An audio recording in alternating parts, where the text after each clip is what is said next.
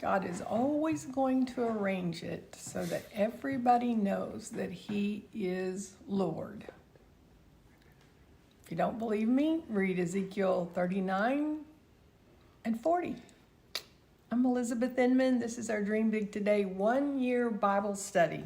We are on day 324. We are on the downhill slope of year 2024. What a year it has been. That's for sure. A year of so many blessings, it's impossible to count them all. That's for sure. The year of blessings. Planted. So happy you guys are here. Thank you for coming on with us.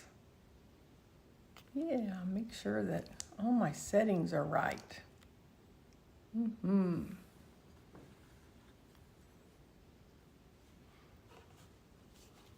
make sure we're all on. Giving our technology a moment to catch up. Are we live? Oh, okay, somebody's finding me. I'm just not finding me. Oh, there we are. We're live. Let's see who's on with us today. Oh, I'm buffering. I love live videos. We're so blessed with this technology. I love having you on with us, Melissa. Good morning. Good morning.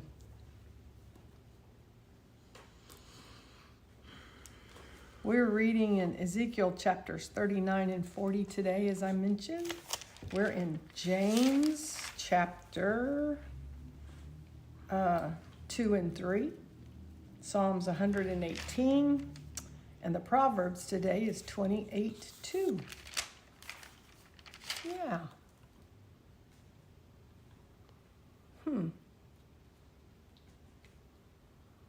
Mine's just going to buffer.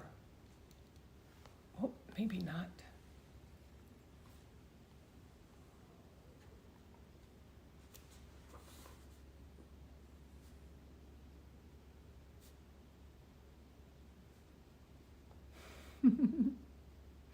Well, it was an idea.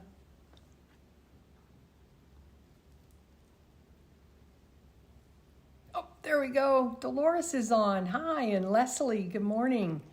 And Cadre and Eileen. There's our Donnas, and our Debbies are on, and Judy. Yay! Good morning, good morning. Yay, thank you guys for coming on with us. So good to see you guys. Happy to be here. Be sure and put your prayer requests in the comments. If you're brand new, we'd love for you to put in the comments where you're from, where you're viewing from. Love to connect with you. Debbie and Lori has done such a great job the last few days doing Bible study with us in Ezekiel. They covered the Valley of Dry Bones. We had 2 different perspectives on the Valley of Dry Bones. I'll tell you what, they got me to thinking. Really appreciate both of them. Both perspectives really helped me a lot. And helped me a lot leading up into Ezekiel 39 and 40 that we're going to talk about today. You know, we get on here every day and we read, and we have all these different teachers that I love the different perspectives. I love that they get on here and they teach from their heart. And from their heart, they teach us and they show us how to be Spirit-led in our reading the Bible, not just to read with physical eyes, not just to, just get on here and just physically read historical text. And there's a time and a place to read the historical text. There's times I still do that. The richness of the history of this book is priceless. priceless. I mean that with everything in me. I mean it. And to get in and do what Lori did the other day, she had 3 Bibles out. And I love it that right online, Debbie encouraged her. Debbie's been one of our top leaders to teach us how, this is a 4 Bible day. I think there's been times she's had 5 Bibles out, and she'll get out her commentaries and teach us how to dig and how to find the richness of the history. And good morning, Paul. Hi, Lynn. There's such value in that, and it'll open up our mind. Otherwise, we get stuck in a rut. We'll get stuck in a rut that when we come to Ezekiel 39, Ezekiel 40, we'll go, it's this again. I don't have any highlights. I don't have anything underlined. The last 6 years I've read this. I didn't get anything out of it. And we'll get ourselves into a rut, and we'll come to these chapters and we'll go, I'm just going to skim through it. It's just, I don't get anything out of it. And we'll miss what God has for us by doing that. And we learn from each other. That's what this community is about, is learning from each other. And I love that each of the teachers bring a different perspective, a different way that we all can learn from. I learn every single year. I learn something new every month, every week, sometimes daily.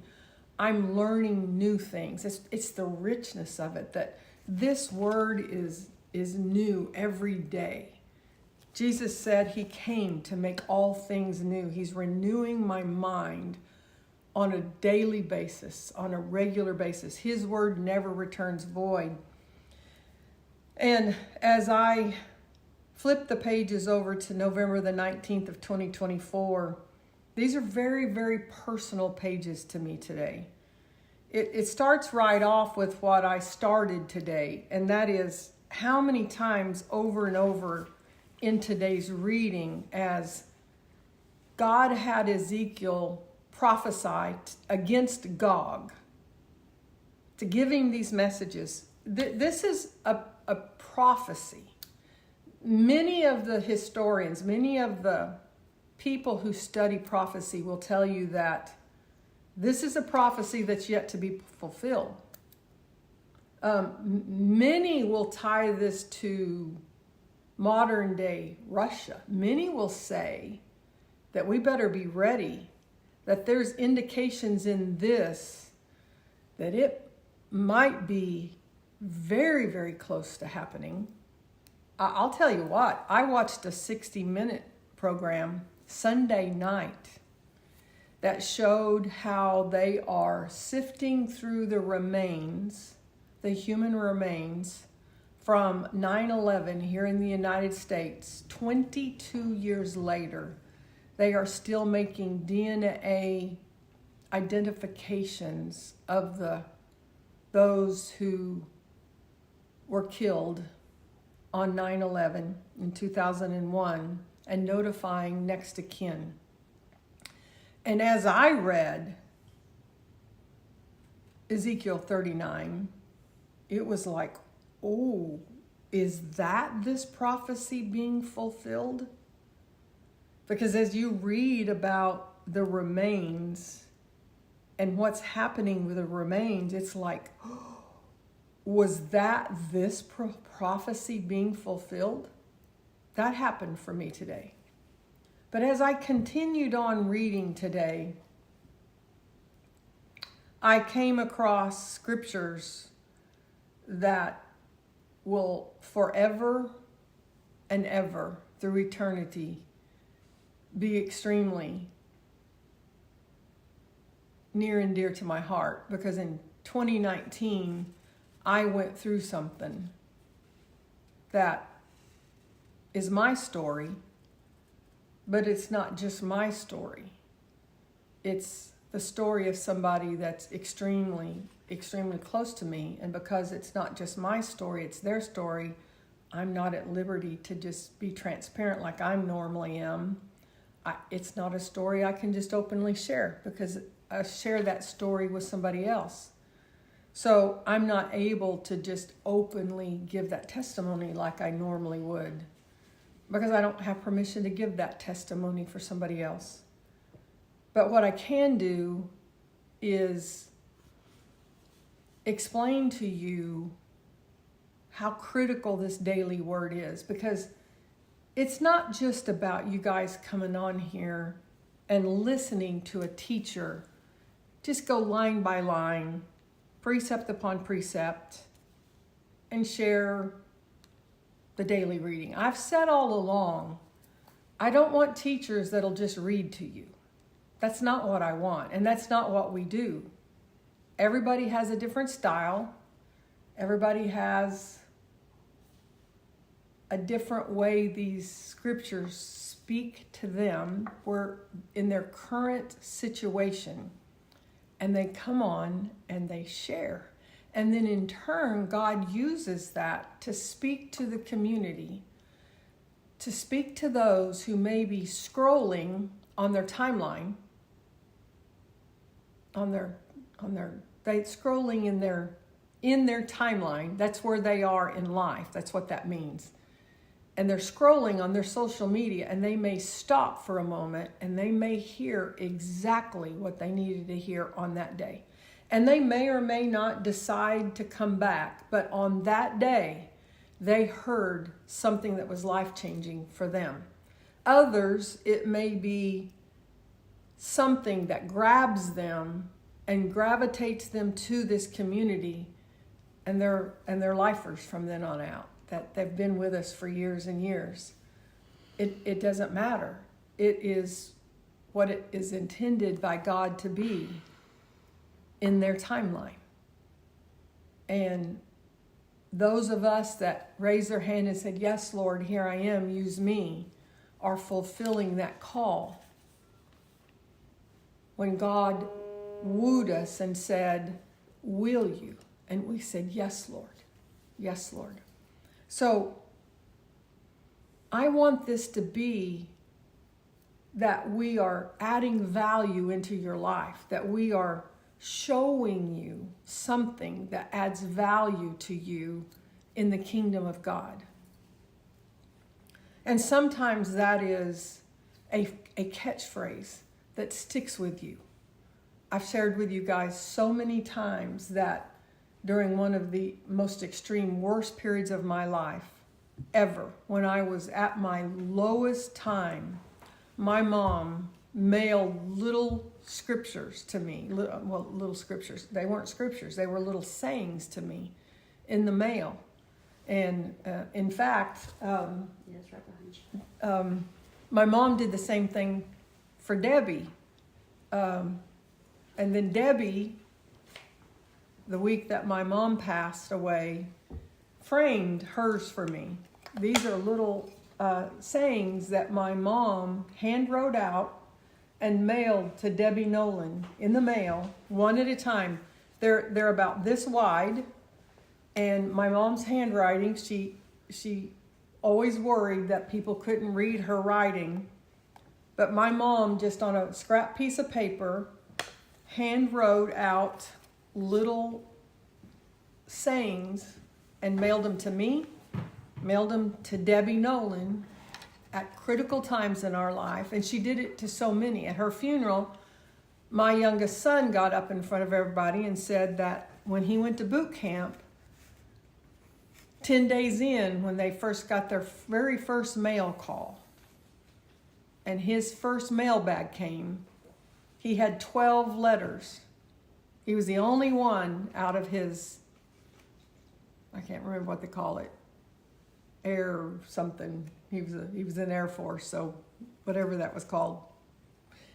In all of his troop that was there, he was the only one that had 12 letters waiting for him. He said everybody thought it was letters from a girlfriend. He said he didn't tell them any different, but it was letters from his grandma, that my mom had handwritten a letter every single day. And for his entire time in boot camp, my mom had written him a letter every single day.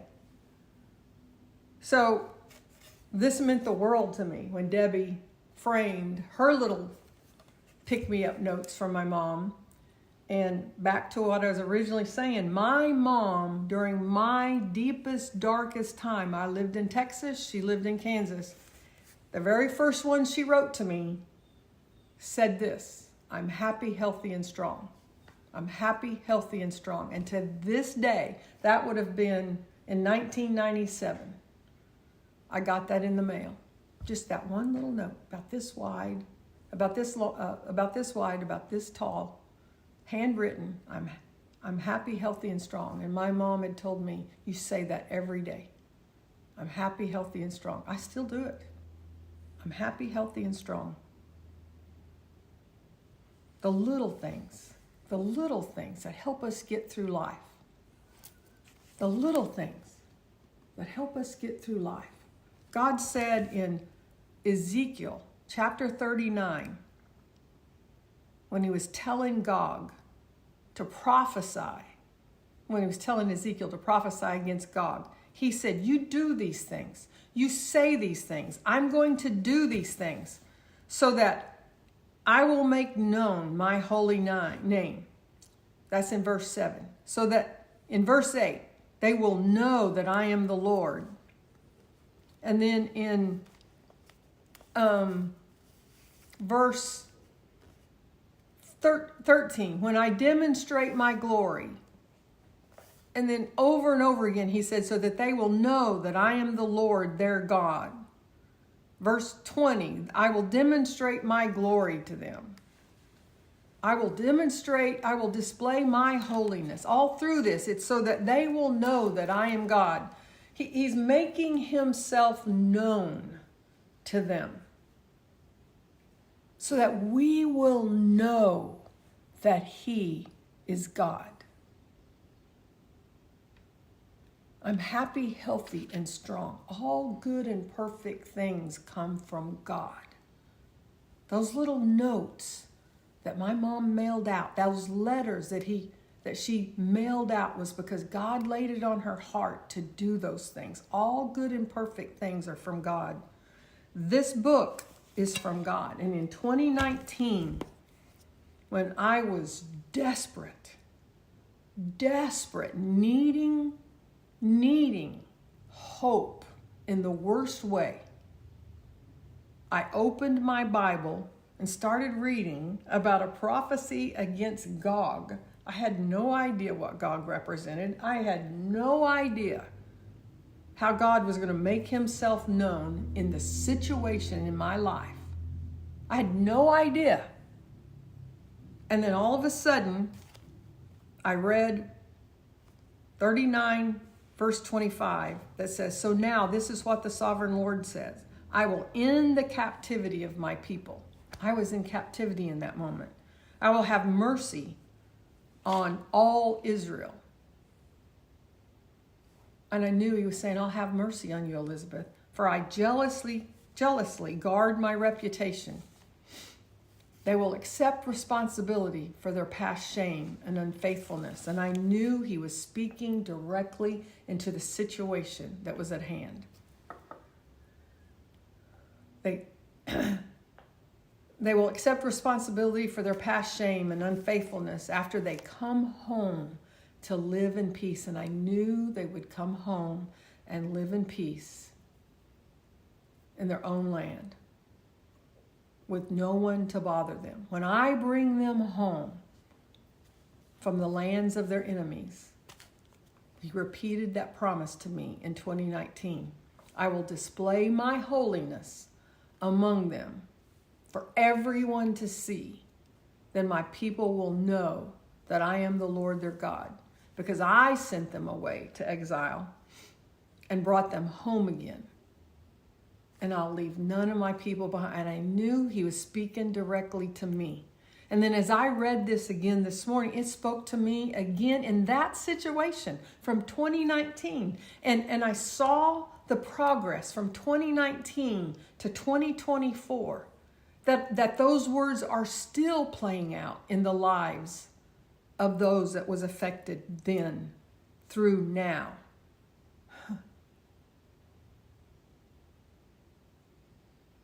And God's still making his name known in those situations. The difference is that now in 2024, I now have another person that's going through something so similar. And they and I shared these exact same scriptures this morning in such a powerful way that the similarities of those two situations are unbelievable. Unbelievable. And we spent a good 30 minutes together this morning from the daily readings, guys. Now, why am I sharing that this morning? Because I don't want you just opening the book and just checking a list that, oh, I read through my daily reading this morning. I want you to understand that these scriptures become such a part of who you are and what you may or may not go through in desperate times, but in times when you may be called on to be the answer to somebody going through desperate times. See, I don't remember what it was that Debbie needed encouragement for. I don't remember. She may have even told me 3 weeks ago when she gave this precious gift to me. She may have told me what she was going through at the time. I don't remember what it was. I just know she was needing encouragement, and my mama provided encouragement. See, I want you to be reading these words because the Bible says that this word will never return void to you, even when you're reading about a prophecy against Gog and Magog. And you're going, what? Oh, I got to read this again. And what does this have to do with me?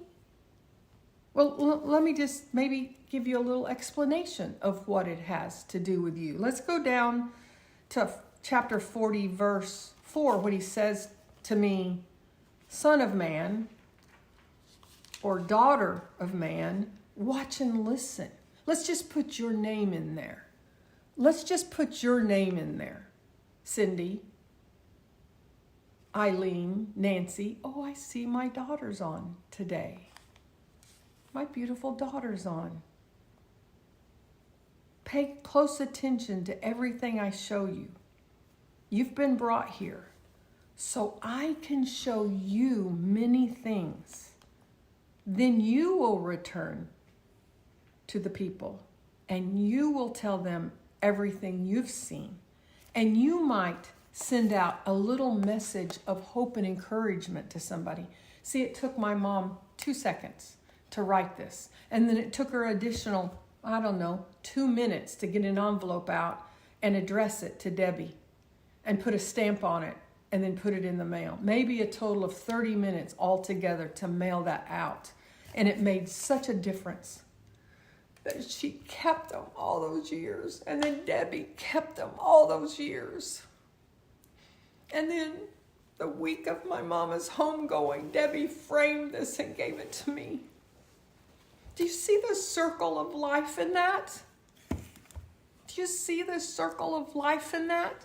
You're sitting there thinking, God can't use me. God can't use me. Who am I? I have nothing to offer anybody. I've messed up too much. There's nothing good in me. Or you're just saying, oh, I'm a good person. But see, that was the epiphany that my mom had. My mom had a hard, early life. My mom used to tell me, Elizabeth, I don't have any ministry. There's nothing I can do to help anybody. There's nothing I can do. I don't have a ministry like you do, Elizabeth. Well, go online to the Ford Bruns funeral service and listen to her funeral service. And listen to the impact my mom made and tell me she didn't have a ministry. See, I don't want this to be about some old gal from Skytook, Oklahoma getting on here and doing Bible study. That's not what this is about. The world is full of hurting people that have situations that happen that they don't know how they can get through it. They need to be in this word every single day to find the hope that Psalms 118 gives them today. Psalms 118 is incredible today. Psalms 118. I need stronger glasses to see through the tears. His faithful love endures forever. Let's repeat. His faithful love endures forever. I don't care what kind of mistakes you've made. I don't care how bad you've messed up. You've never messed up as bad as I've messed up. His faithful love endures forever. Oh, and then in case twice wasn't enough, let him just repeat it a third time in verse 3. Let Aaron's descendants, the priests, repeat, his faithful love endures forever. Oh, 4 times, let's say it. His faithful love endures forever. And then verse 5.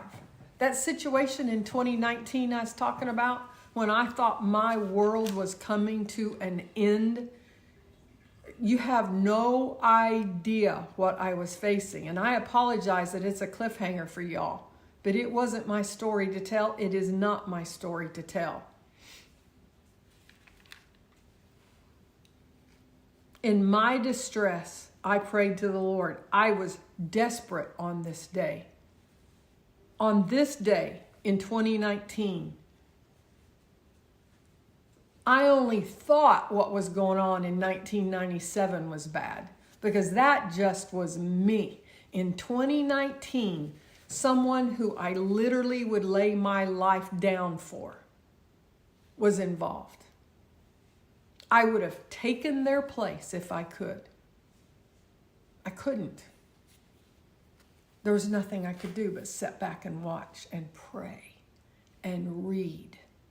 And then verse 5 popped up on my daily reading that day. In my distress, I prayed to the Lord, and the Lord answered me and set me free. The Lord is for me, so I will have no fear.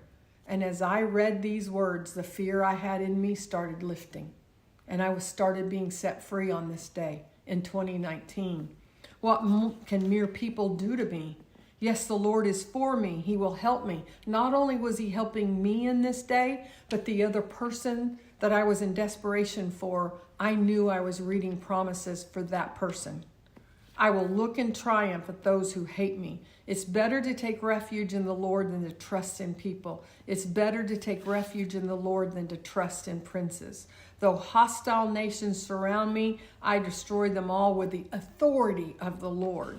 Yes, they surrounded and attacked me, but I destroyed them all with the authority of the Lord. They swarmed around me like bees. They blazed against me like a crackling fire. That was exactly how I was feeling in 2019.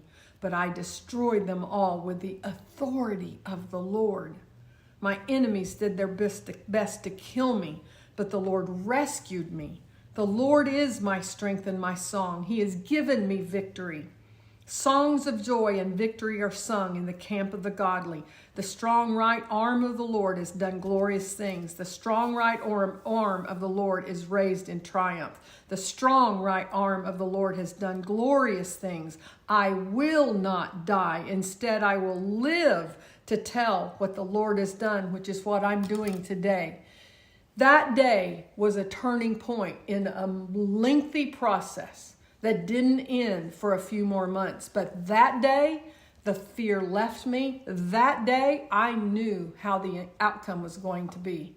I couldn't have told you verbatim what it was going to look like, but I knew victory was mine. I knew the outcome for that other person was going to be good. I didn't know how it was going to be good. I just knew it was going to be good. And I went through the next phase and the next phase and the next phase. And here I am 5 years later, and it was better than I even thought it was going to be. And that is why we read. That is why we pray. It's why we listen for his voice, his still small voice. It's why we read. It's why we take notes. It's why I've documented this journey in my Bible. My notes are in the column. It's how come I know that it was 2019. It's why I shared it with my friend this morning in my prayer closet. Because they're going through a very, very, very, very, very, you wouldn't believe how similar the situations are. And I said, let this be your hope today. It's why I want to tell you a portion of it. Because you may be going through something. If you're not today, you might be in the future.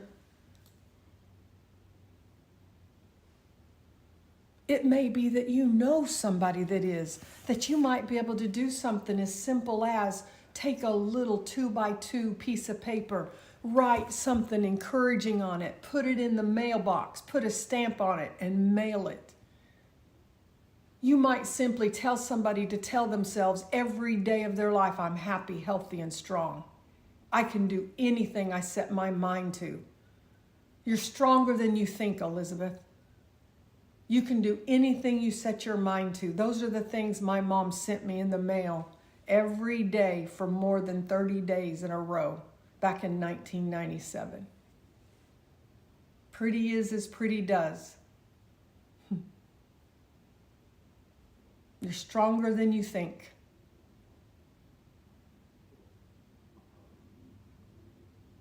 And then my mom set out to just cook for people.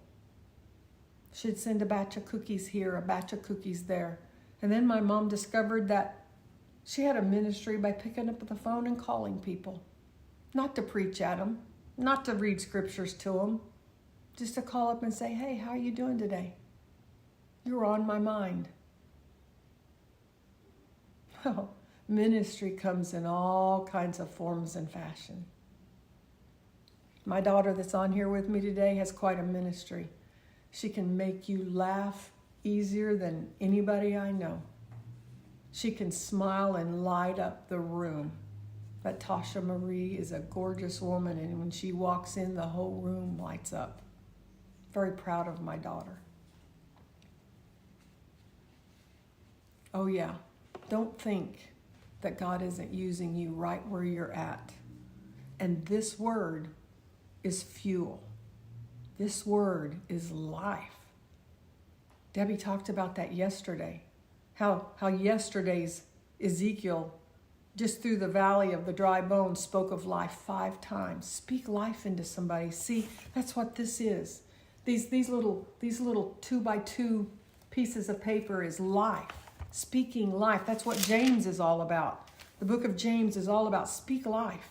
Speak life into somebody. Your words are life to the people around you. Speak life. See, I want this to be practical ways. It tells you in James to review your year. Get that foundation set for the next year. That's why I tell you to find your guiding scriptures for next year. Find your word. Your word. My word for next year is hope. My word for next year is life.